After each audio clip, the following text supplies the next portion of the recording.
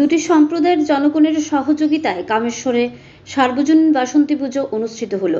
ধর্মনগর মহকুমার কামেশ্বর মহাদেববাড়ি রোড সংলগ্ন এলাকায় মণিপুরী ও বাঙালি উভয় সম্প্রদায়ের জনগণ মিলে বাসন্তী পুজোর আয়োজন করেন।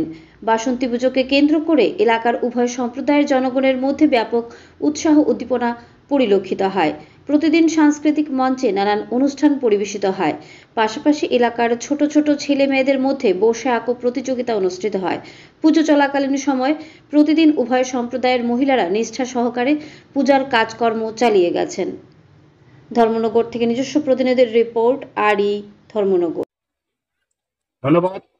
তো আজকে আমরা এই কামেশ্বর গ্রামে এত বছর ধরে আমরা ছোটবেলা থেকে এইভাবে পূজা করা হয়নি। এবারের মা আগমনে বাসন্তী পূজা উপলক্ষে আমাদের এই গ্রামে যুব সমাজ এবং আমাদের মায়েরা মহিলারা বিশেষ করে খুব আগ্রহ হয়ে অর্থাৎ এই পূজা আরম্ভ হওয়ার সাথে সাথে আমরাও ওর সঙ্গে জড়িত হয়ে আমরা এবং বিশেষ করে আমাদের গ্রামে মেইতেই মণিপুরী সম্প্রদায় এবং বাঙালি সবাই আমরা এক হাতে হাত মিলিয়ে আমরা এই পূজাতে আয়োজন করা হয়েছে।